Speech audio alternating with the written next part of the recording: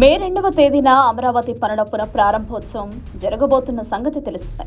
ఈ ప్రారంభోత్సవానికి ప్రధానమంత్రి నరేంద్ర మోదీ ముఖ్య అతిథిగా హాజరు కాబోతున్నారు. ఆయన చేత 57,000 కోట్ల విలువైన పనులకు వర్చువల్ గా శంకుస్థాపన చేయబోతున్నారు.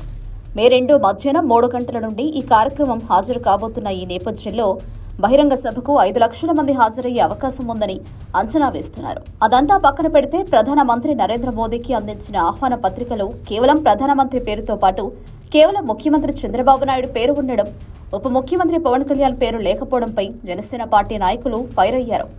సోషల్ మీడియాలో దీనిపై పెద్ద ఎత్తున జన సైనికులు గొడవ చేశారు. దీనిని వైసీపీ పార్టీ నాయకులు ఒక రేంజ్ లో సోషల్ మీడియా అంతటా వ్యాప్తి చేసి పవన్ కళ్యాణ్ అవసరం తీరిపోయింది, ఆయన పేరు తప్పించారు అంటూ ప్రచారం చేశారు. అయితే అసలు వాస్తవాన్ని కూటమి నాయకులు ఆ తర్వాత బయటపెట్టారు. ప్రధానమంత్రి నరేంద్ర మోదీకి వ్యక్తిగతంగా చంద్రబాబు నాయుడు ఇచ్చిన ఆహ్వాన పత్రికని తీసుకుని ఇలా కూటమి నాయకుల మధ్య చిచ్చు పెట్టాలని చూస్తున్నారని, కానీ ప్రధానికి కాకుండా మిగిలిన మంత్రులకు, ఎమ్మెల్యేలకు మరియు ఇతర నాయకులకు అందించిన ఆహ్వాన పత్రికలో ముఖ్యమంత్రి చంద్రబాబు గారి పేరుతో పాటు ఉప ముఖ్యమంత్రి పవన్ కళ్యాణ్ పేరు కూడా ఉందని ఆధారాలతో సహా ఫోటోలను సోషల్ మీడియాలో అప్లోడ్ చేశారు. దీంతో ఉదయం నుండి జరుగుతున్న గొడవలకు తెరపడింది.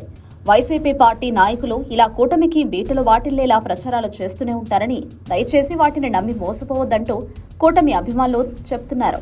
మే 2న జరగబోయే సభా వేదికపై కేవలం 14 మంది మాత్రమే కూర్చునేందుకు ఏర్పాట్లు చేశారని, ప్రధానమంత్రి నరేంద్ర మోదీ, ముఖ్యమంత్రి చంద్రబాబు నాయుడు, ఉప ముఖ్యమంత్రి పవన్ కళ్యాణ్, గవర్నర్లతో పాటు కేంద్ర మినిస్టర్స్ కూడా కూర్చునేలా ఏర్పాట్లు చేశారని, మిగిలిన వాళ్లు వీఐపీ గ్యాలరీలో కూర్చుంటారని తెలుస్తోంది. ఈ కార్యక్రమానికి సంబంధించిన మరికొన్ని వివరాలను త్వరలోనే అధికారికంగా మీడియాకి విడుదల చేయనుంది ప్రభుత్వం. Subscribe to Social TV Telugu for more videos. Hit the bell icon for faster updates.